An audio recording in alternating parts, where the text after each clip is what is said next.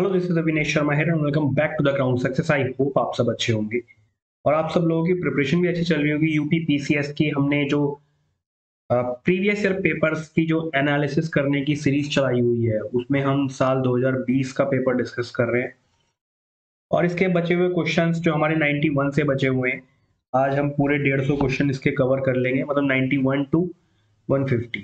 ठीक है। फिर नेक्स्ट जो हमारा लेक्चर रहेगा उसमें 2019 का पेपर, 18 का पेपर, 17 का पेपर और भी अच्छे तरीके से हम उसको एनालिसिस करने की कोशिश करेंगे। तो चलिए स्टार्ट करते हैं लेक्चर को। बाकी यार टेलीग्राम चैनल से जुड़ जाओ, द क्राउन सक्सेस ऑफिशियल। तो आज का जो फर्स्ट क्वेश्चन है वो फायर अलार्म के बारे में है कि निम्नलिखित में से किसका उपयोग किया जाता है फायर अलार्म में? फोटोसेल, पानी, सौर सेल या इनमें से कोई नहीं। तो इसका आंसर हो गया फोटोसेल। फोटोसेल का यूज किया जाता है फायर अलार्म में। ठीक है। फोटोसेल क्या है? प्रकाश विद्युत प्रभाव का एक तरह से टेक्निकी प्रयोग है। ये जो है ना, लाइट एनर्जी को इलेक्ट्रिक एनर्जी में बदलता है। ठीक है जी। किसको? लाइट एनर्जी को ये इलेक्ट्रिक एनर्जी में चेंज करता है, इसलिए इसमें जो है इसका फायर अलार्म में यूज होता है। किस भाग में पंचायती राज व्यवस्था संबंधी प्रावधान दिए गए हैं? क्वेश्चन नंबर 92 कि पंचायती राज व्यवस्था संबंधी प्रावधान जो है कौन से पार्ट में दिए हुए हैं? ये दिए गए हैं 90 भाग में। ठीक है। 73वें संविधान संशोधन अधिनियम 1992 द्वारा संविधान भाग 9 के तहत पंचायतों को संवैधानिक दर्जा प्रदान किया गया है। इसमें पंचायतों को स्वशासन की जो संस्थान स्वीकार किया गया। ठीक है। कौन सा बहुलक थर्मोप्लास्टिक नहीं है इनमें से? कौन सा नहीं है भैया? नियोप्रीन इसमें जो है थर्मोप्लास्टिक नहीं है, यानी कि नियोप्रीन क्लोरोप्रीन का जो है ये उच्च बहुलक है और एक प्रकार का ये कृत्रिम रबड़ है। इसका यूज पाइप बेल्ट आदि बनाने में किया जाता है। ठीक है। फिर 94 क्वेश्चन, भारतीय संघात्मक व्यवस्था में तृतीय तल कब जोड़ा गया? संघात्मक व्यवस्था में तृतीय तल, तृतीय तल का मतलब है, इसमें बैकग्राउंड देख लेते हैं हम कि 73वें और 74वें संविधान संशोधन के रूप में तृतीय तल को जोड़ा गया। ठीक है। ये जो है ना संवैधानिक संशोधन ग्रामीण स्थानीय सरकार से संबंधित है। इन्हें जो है पंचायती राज संस्थानों के रूप में भी जाना जाता है। और 74वां संविधान संशोधन शहरी स्थानीय सरकार से संबंधित है, जिसे जो है नगर पालिका भी कहा जाता है। और ये तृतीय तल जो है 1992 में 73वें और 74वें संविधान संशोधन के रूप में जोड़ा गया। कब जोड़ा गया? 1992 में। मानव शरीर में प्रोटीन का पाचन किस अंग में प्रारंभ होता है? मानव शरीर में प्रोटीन का पाचन जो है अमाशय में प्रारंभ होता है। इसमें अमाशय। कौन से संविधान के आर्टिकल 3 के तहत संसद के कानून द्वारा संभव नहीं है? कौन सा संभव नहीं है? देखिए, आर्टिकल 3 के तहत संसद के कानून द्वारा संभव नए राज्यों का प्रवेश नहीं है। ठीक है। नए राज्यों का प्रवेश नहीं है। आर्टिकल 1 से 4 में यूनियन एंड इट्स टेरिटरी के बारे में बात करता है ना, लेकिन आर्टिकल 3 में नए राज्यों के प्रवेश के बारे में बात नहीं करता। भारतीय संविधान का अनुच्छेद 3 इसके तहत नए राज्यों का निर्माण, प्रवेश नहीं, नए राज्यों का निर्माण, उनके क्षेत्र सीमा और नाम में परिवर्तन, ठीक है, ये सारे अधिकार जो है संसद में निहित है। जबकि आर्टिकल 1 के तहत संघ का नाम और राज्य क्षेत्र और आर्टिकल 2 के तहत नए राज्यों में प्रवेश की स्थापना का प्रावधान है। तो इसमें आर्टिकल 3 की जगह आर्टिकल 2 होता तो हमारा ये ऑप्शन डी से रिलेट करता, आर्टिकल 2 नए राज्यों का प्रवेश। मानव आहार में पॉलिश किए हुए चावल के यूज से निम्नलिखित रोग हो जाता है। कौन सा रोग होता है इसमें? Beriberi. ठीक है। कौन सा रोग होता है इसमें? Berry berry. मानव आहार में पॉलिश किए हुए चावल के यूज से बेरी बेरी रोग हो जाता है, क्योंकि पॉलिश करने से चावल के छिलके में जो उपस्थित विटामिन बी है ये आहार में उपलब्ध नहीं हो पाता और छिलके के साथ चावल से अलग हो जाता है। ठीक है। फिर क्वेश्चन नंबर 98 है, कौन से पदाधिकारियों को हटाने में संसद की कोई भूमिका नहीं होती है? कौन से ऐसे पदाधिकारी होते हैं, ठीक है, जिसमें संसद की कोई भूमिका नहीं होती? देखिए, उच्च न्यायालय के न्यायाधीश के बारे में संसद की भूमिका होती है, उच्चतम न्यायालय में भी होती है। ठीक है। लोक सेवा आयोग अध्यक्ष इसमें नहीं होती। भारत के नियंत्रक और महालेखा परीक्षक में भी होती है संसद की। तो आंसर हो गया इसका ऑप्शन डी। ठीक है जी। कौन सा विटामिन मनुष्य में रक्त के जमने के लिए जिम्मेदार है? रक्त के जमने के लिए जिम्मेदार है विटामिन के, यानी कि ऑप्शन ए।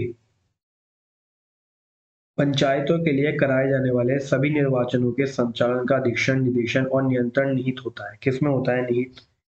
100वां क्वेश्चन है ये होता है राज्यपाल में, या भारत के निर्वाचन आयोग, जिला पंचायत राज अधिकारी, या राज्य निर्वाचन आयोग में। क्योंकि पंचायत से रिलेटेड बात हो रही है तो ये राज्य निर्वाचन आयोग में ही होगा भैया। ठीक है, आर्टिकल 243(1) के अकॉर्डिंग पंचायतों और नगर पालिकाओं के चुनाव के लिए निर्वाचक नामावली तैयार कराने और इनके निर्वाचनों का संचालन, अधीक्षण, निदेशन और नियंत्रण जो है एक राज्य निर्वाचन आयोग में निहित होगा। ठीक है जी, आता है क्वेश्चन नंबर 101। मानव मस्तिष्क के बारे में कौन सा कथन सही है कि निम्नलिखित कथनों पर विचार कीजिए। मानव मस्तिष्क के बारे में बोला गया है इसमें। ठीक है, तो इसमें मानव जो ये मस्तिष्क है हृदय गति को नियंत्रित करने के लिए उत्तरदायी है, बिल्कुल ठीक है ये, और शरीर के संतुलन के लिए उत्तरदायी है, ये भी बिल्कुल ठीक है। तो आंसर हो गया ऑप्शन सी। कौन सा एक सही सुमेलित नहीं है? आर्टिकल दिए हुए हैं और कौन सा इसमें सुमेलित है, कौन सा नहीं है। देखिए आर्टिकल 263 जो है ये अंतर्राज्यीय परिषद की बात करता है, बिल्कुल ठीक है ये। आर्टिकल 263 इसकी ही बात करता है। 280 वित्त आयोग की बात करता है, ये भी आप सबको पता होगा, बिल्कुल ठीक है ये। आर्टिकल 323(a) ये प्रशासनिक निधिकरण की बात करता है, ठीक है।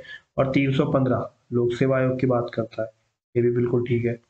तो ये क्वेश्चन में थोड़ा सा आप जरा टिक मार लेंगे, ये वाले सारे जो है ये ठीक है। ये 4 तरह के पदार्थ दिए हुए हैं, इसमें कौन सा जो है वृक्ष से प्राप्त किया जाता है?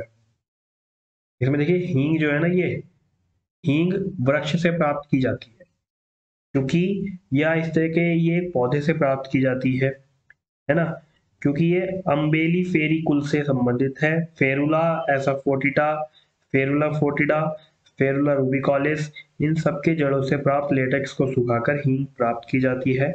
और अम्बेली फेरी इसको एपीएसी कुल के नाम से भी जानते हैं। किस नाम से? एपीएसी कुल के नाम से। भारतीय संविधान का कौन सा अनुच्छेद केंद्रीय सतर्कता आयोग का वर्णन करता है? सीबीसी के बारे में बात हो रही है, ठीक है। सेंट्रल विजिलेंस कमीशन की बात कौन सा आर्टिकल करता है भैया? केंद्रीय सतर्कता आयोग जो है ना, पहले देख लो 268, 280, 280 तो वित्त आयोग हो गया, ठीक है, आपको पता ही है अभी। 268, 276 या डी। देखो मैं आपको बैकग्राउंड बताता हूँ। केंद्रीय सतर्कता आयोग जो है केंद्र सरकार में भ्रष्टाचार रोकने के लिए एक संस्था है, और 1964 में केंद्र सरकार द्वारा एक प्रस्ताव पारित किया गया, इसके अंतर्गत इसका गठन हुआ, ठीक है।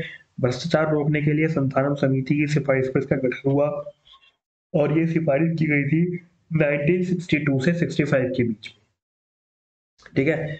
केंद्रीय सतर्कता आयोग ना तो सांविधिक संस्था है ना ही संवैधानिक। सितंबर 2003 में संसद द्वारा पारित एक विधि द्वारा इसे सांविधिक दर्जा दिया गया, ठीक है। और आर्टिकल 280 वित्त आयोग, अनुच्छेद 268 संघ द्वारा उद्घोषित किए जाने वाले किंतु राज्यों द्वारा संग्रहित और विनियोजित किए जाने वाले शुल्क, और आर्टिकल 276 वृत्तियों, व्यापारियों, आजीविकाओं और नियोजनों पर टैक्स से संबंधित, ठीक है। क्वेश्चन नंबर 105 स्टेटमेंट दी हुई है, सुक्रोज की अपेक्षा प्रतीप शर्करा अधिक मधुर होती है, बिल्कुल ठीक है ये। प्रतीप शर्करा को, इसका कारण दिया है, प्रतीप शर्करा को सुक्रोज के जल अपघटन से प्राप्त किया जाता है, ये बात भी ठीक है, लेकिन ये इसकी जो है व्याख्या नहीं है। तो इसका आंसर हो गया ऑप्शन बी। 106 का है क्वेश्चन नंबर, हाँ, राष्ट्रीय महिला आयोग के निम्नलिखित अध्यक्षों पर विचार कीजिए, ठीक है। जयंती पटनायक, ममता शर्मा, डॉक्टर गिरिजा व्यास और डॉक्टर पूर्णिमा अडवाणी के बारे में इनके काल के क्रम के अनुसार इन्हें जो है चुनिए। देखिए जयंती पटनायक जो है 1992 में थी, ठीक है, 1992 में थी, तो पहले पहला नंबर आ गया। फिर आती है आपकी डॉक्टर पूर्णिमा अडवाणी, ये थी 2002 में, है ना, राष्ट्रीय महिला आयोग के अध्यक्ष के रूप में पूर्णिमा अडवाणी 2002 में थी। फिर आती है आपकी डॉक्टर गिरिजा व्यास, ये 2005 में थी, और सबसे एंड में आती है ममता शर्मा, ये साल 2011 में। तो आंसर हो गया इसका ऑप्शन डी वाला। फिर सूची है ये, इन्हें सुमेलित करना है, ठीक है। धातु दी गई है, इनके गुणधर्म के बारे में है। देखिए सोडियम जो है ना, ये चाकू से आसानी से काटा जा सकता है, ठीक है। सोडियम चाकू से आसानी से काटा जा सकता है। पारा कमरे के ताप पर एक लिक्विड है, यानी कि द्रव है ये, ठीक है। चांदी, चांदी विद्युत का अच्छा कुचालक है। चांदी जो है विद्युत का अच्छा कुचालक है, और सीसा जो है ऊष्मा का कुचालक है। अगला क्वेश्चन है, भारतीय संविधान के आर्टिकल 371 371 जे, इसके अंतर्गत देश के किस क्षेत्र को विशेष स्थिति प्रदान की गई है? देखिए आर्टिकल 371 जे में जो है ना, हैदराबाद और कर्नाटक को विशेष स्थिति प्रदान की गई है, क्योंकि 118वां संविधान संशोधन विधेयक 2012 जनवरी 2013 में राष्ट्रपति को स्वीकृति के बाद 98वां संविधान संशोधन अधिनियम 2012 बन गया, और इस अधिनियम द्वारा भारत के संविधान के भाग 21 में अनुच्छेद ज के बाद एक नया अनुच्छेद 371 ज या जे जोड़ा गया। इसको कर्नाटक के राज्यपाल को हैदराबाद कर्नाटक क्षेत्र के विकास के लिए जो है सशक्त करता है, मजबूत करता है। निम्नलिखित में से कौन सा कृत्रिम पदार्थ नहीं है? कौन सा नहीं है भैया कृत्रिम पदार्थ? आपका नियोप्रीन भी है, लैक्सॉन भी है, टेफ्लॉन भी है, फाइब्रॉन नहीं है, फाइब्राइन नहीं है।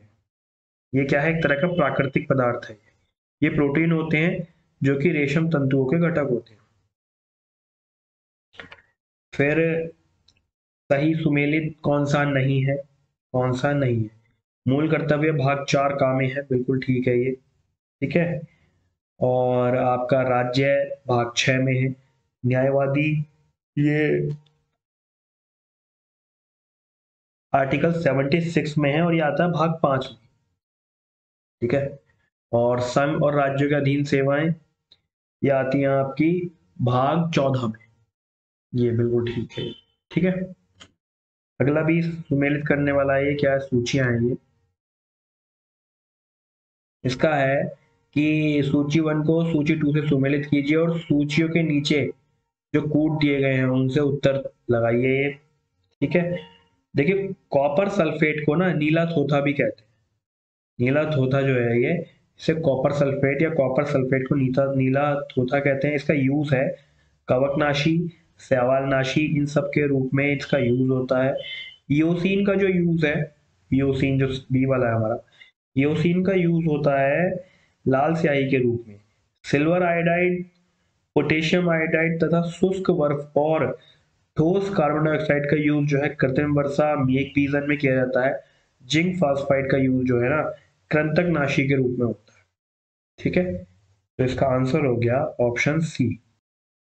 भारतीय संसद की सबसे बड़ी समिति कौन सी है? डायरेक्ट क्वेश्चन पूछा हुआ है ये। प्राक्कलन समिति को हम भारतीय संसद की सबसे बड़ी समिति कहते हैं, ठीक है। क्वेश्चन नंबर 113 है ये।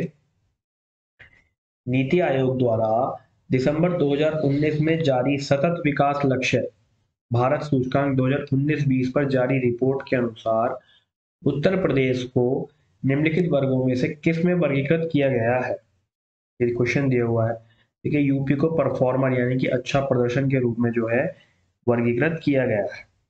क्वेश्चन नंबर 114, भारतीय संविधान के कौन से अनुच्छेद नागरिकता से संबंधित है? सीधा सीधा आंसर आ गया ऑप्शन सी। ये सीधा आंसर आ गया आपका ऑप्शन सी, ठीक है। फिर अगला क्वेश्चन है आपका 115 कि उत्तर प्रदेश के निम्नलिखित नगरों में कौन से विरासत शहर विकास और वृद्धि योजना के अंतर्गत शामिल किए गए? कौन से किए गए भैया? इसमें किया गया आपके वाराणसी किया गया है, मथुरा किए गए, ठीक है। आंसर हो गया ऑप्शन सी। नीचे स्टेटमेंट दी गई है क्वेश्चन नंबर 116 में। इसमें बोला है कि कथन दिया है भारतीय राजनीतिक व्यवस्था की प्रकृति में निरंतरता और परिवर्तन के तत्व जो है मूल रूप में पाए जाते हैं। हाँ जी बिल्कुल ठीक है। कारण दिया है कि भारतीय राजनीतिक व्यवस्था में निम्न राजनीतिक कार्यशैलियों जैसे आधुनिक शैली, परंपरागत शैली, संत शैली के तत्व समाहित होते हैं। ये भी बिल्कुल ठीक है, और ये जो है इसका रीजन भी एक तरह से। तो आंसर हमारा इसका ऑप्शन ए हो गया, ठीक है।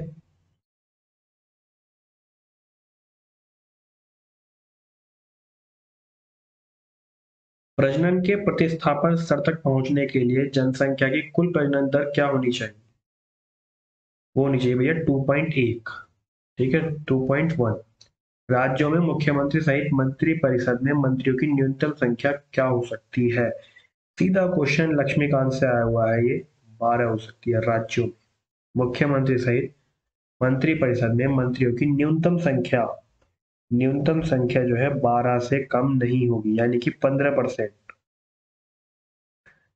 भारत में गरीबी के अनुमान के लिए कौन सी विधियों का प्रयोग किया जा रहा है?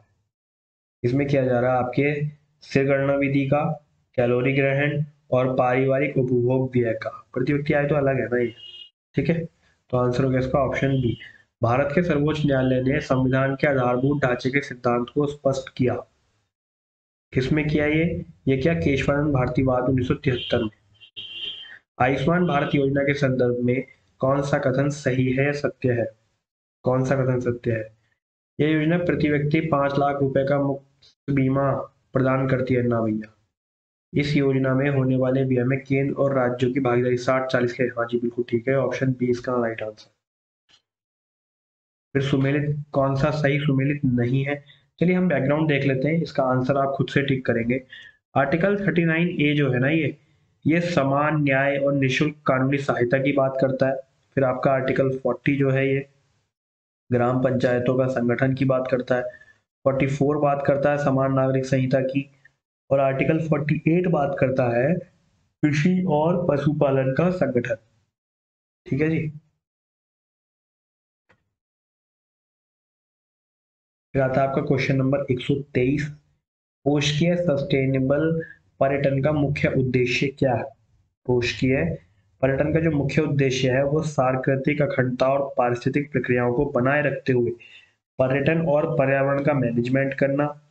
ठीक है, यूएनडब्ल्यूटीओ द्वारा कोशिकीय पर्यटन हेतु 12 टारगेट्स को परिभाषित किया गया, जिसमें आर्थिक व्यवहार्यता आता है, स्थानीय समृद्धि, रोजगार की गुणवत्ता, सामाजिक समानता, आगंतुक पूर्ति, स्थानीय नियंत्रण, सामुदायिक भलाई, सांस्कृतिक समृद्धि, भौतिक अखंडता, जैव विविधता, संसाधन दक्षता, पर्यावरणीय शुद्धता, ये सब चीजें जो है इसके अंतर्गत आती है। ठीक है, तो इसका आंसर हो गया ऑप्शन सी। भारत के महान्यायवादी के संदर्भ में निम्नलिखित कथनों पर विचार कीजिए। राष्ट्रपति किसी ऐसे व्यक्ति की नियुक्ति करेगा जो उच्चतम न्यायालय के न्यायाधीश के रूप में नियुक्ति के लिए एलिजिबल होगा। बिल्कुल ठीक है ये स्टेटमेंट। और महान्यायवादी इतना पारिश्रमिक प्राप्त करेगा जो संसद अवधारित करे, ऐसा तो कुछ है नहीं। महान्यायवादी जो है देश का सर्वोच्च कानूनी अधिकारी होता है। देखिए बैकग्राउंड समझ लेते हैं, इससे पहले इसका आंसर टिक कर लेते हैं। ऑप्शन बी इसका राइट आंसर है। देखिए महान्यायवादी जो है ना देश का सर्वोच्च कानूनी अधिकारी होता है, और आर्टिकल 76(1) के अकॉर्डिंग राष्ट्रपति उच्चतम न्यायालय का न्यायाधीश नियुक्त होने के लिए एलिजिबल किसी व्यक्ति को भारत का महान्यायवादी नियुक्त करेगा। और आर्टिकल 76 क्लोज 4 के अकॉर्डिंग महान्यायवादी राष्ट्रपति के प्रसाद पर्यंत पद धारण करेगा और एक ऐसा पारिश्रमिक प्राप्त करेगा जो राष्ट्रपति अवधारित करे। ठीक है, राष्ट्रपति द्वारा अवधारित किया जाता है। फिर ये बैकग्राउंड का 2018 देख लेते हैं हम कि ये हौसला 2018 के बारे में है। इसमें स्टेटमेंट किया है कि हौसला 2018 का आयोजन महिला और बाल विकास मंत्रालय भारत सरकार द्वारा न्यू दिल्ली में किया गया था। बच्चों की देखरेख करने वाली संस्थाओं के बीच का राष्ट्रीय उत्सव था। ये दोनों ही स्टेटमेंट ठीक है। ठीक है, तो क्वेश्चन नंबर 126 इसमें क्या है कि कथन दिया है भारतीय संघात्मक व्यवस्था को अर्ध संघात्मक कहा जाता है। बिल्कुल ठीक है। और भारत में एक स्वतंत्र न्यायपालिका है जिसे जो है न्यायिक प्रदर्शन का अधिकार है। ये दोनों स्टेटमेंट ठीक है, लेकिन कारण जो है कथन की व्याख्या नहीं करता। ऑप्शन बी इसका राइट आंसर हो गया। फिर क्वेश्चन नंबर 127 है, भारत $5 ट्रिलियन अर्थव्यवस्था का लक्ष्य कब तक कर लेने का लक्ष्य रखा है भारत ने? तो भारत ने भैया आपने बहुत अच्छे जानकारी होगी, 2024 तक का ये लक्ष्य जो है भारत का है। इस पर गतिरोध दूर करने के लिए लोकसभा और राज्यसभा की संयुक्त बैठक होती है। पॉलिटी का क्वेश्चन है, बहुत इजीली है। सामान्य विधेयक पर, धन विधेयक पर नहीं होता। ठीक है, संविधान संशोधन पर बिल्कुल नहीं होगा, विनियोग पे नहीं होगा, कतई नहीं होगा, सामान्य विधेयक पे होगी संयुक्त बैठक।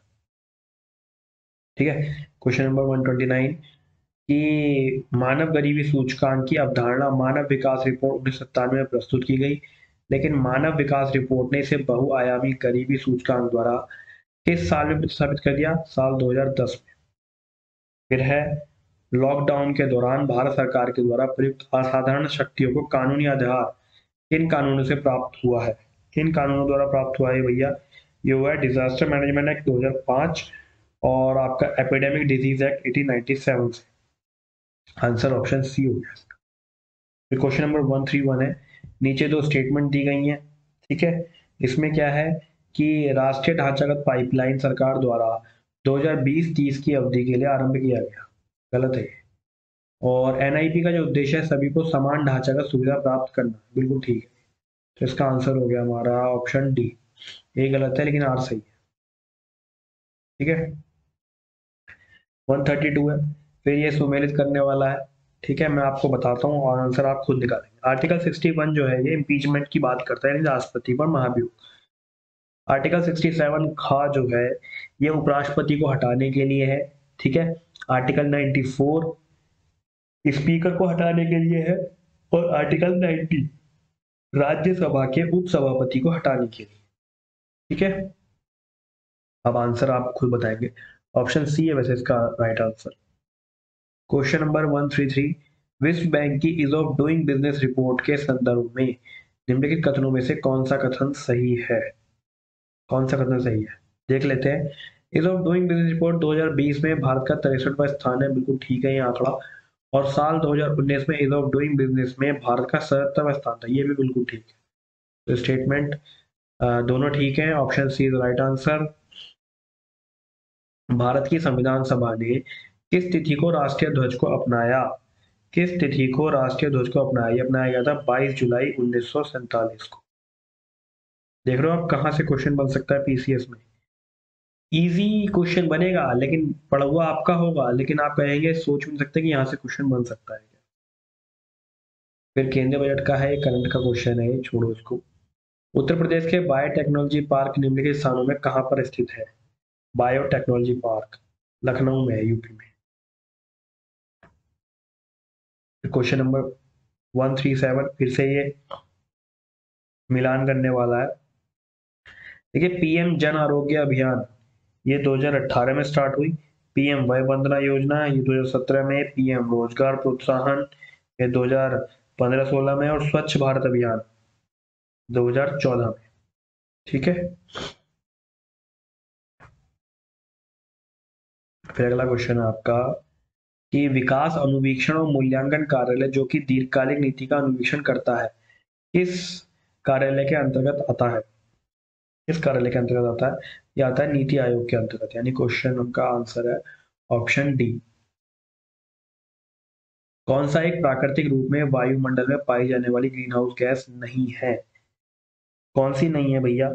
इसमें ग्रीन हाउस गैस मीथेन है आपकी, ओजोन है, CO2 है, नाइट्रोजन ऑक्साइड आपकी जो है ग्रीन हाउस गैस नहीं है, ठीक है। कौन सी नहीं है याद कर लो आप, नाइट्रोजन ऑक्साइड, मीथेन है, CO2 है, ओजोन है, CO2 भी है, ठीक है, लेकिन नाइट्रोजन ऑक्साइड नहीं है।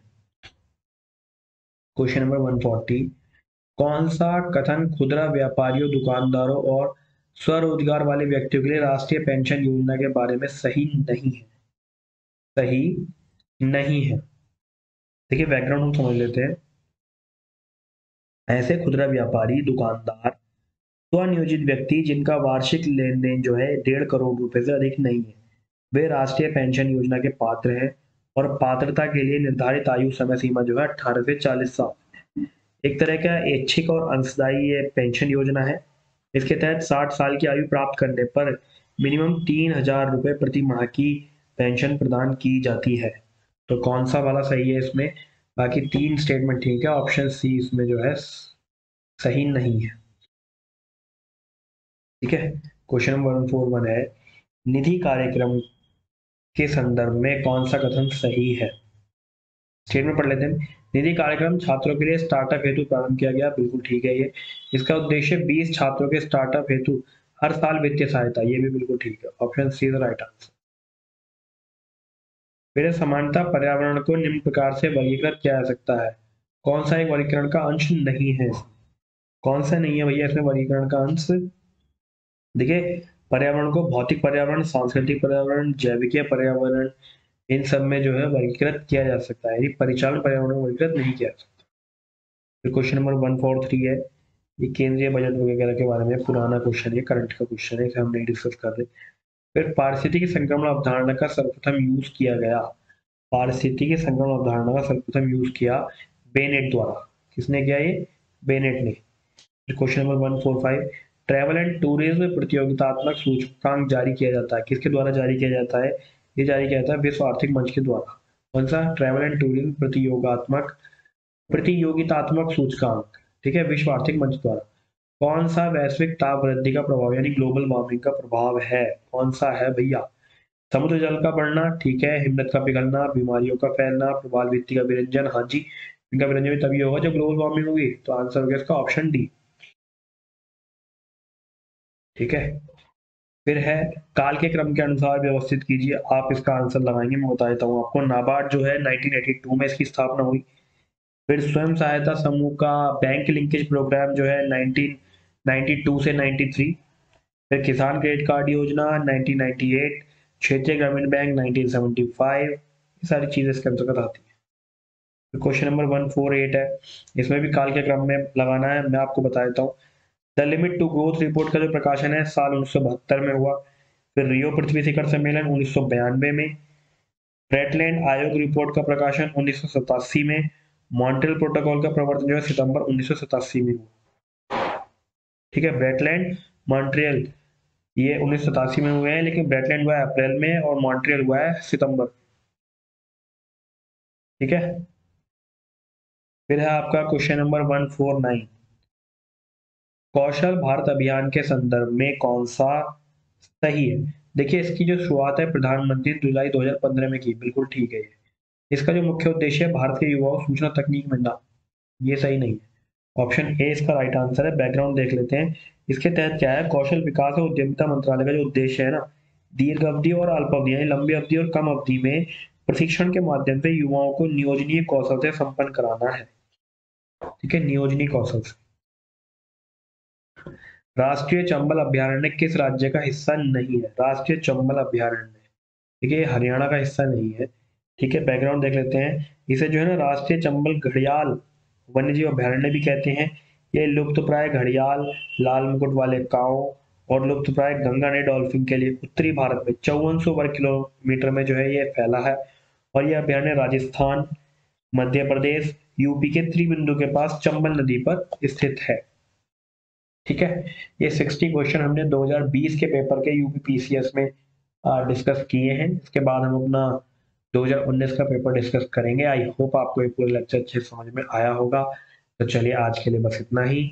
वीडियो अच्छी लगी हो तो फीडबैक जरूर दीजिए और साथ ही चैनल को भी सब्सक्राइब कीजिए, जिससे कि मुझे भी मोटिवेशन मिलेगा और आपकी प्रिपरेशन को बेटर करने के लिए मैं और भी इस तरह की वीडियोस लाता रहूँगा। सो बने रहिए, मिलते हैं अपने अगले लेक्चर में। Thank you.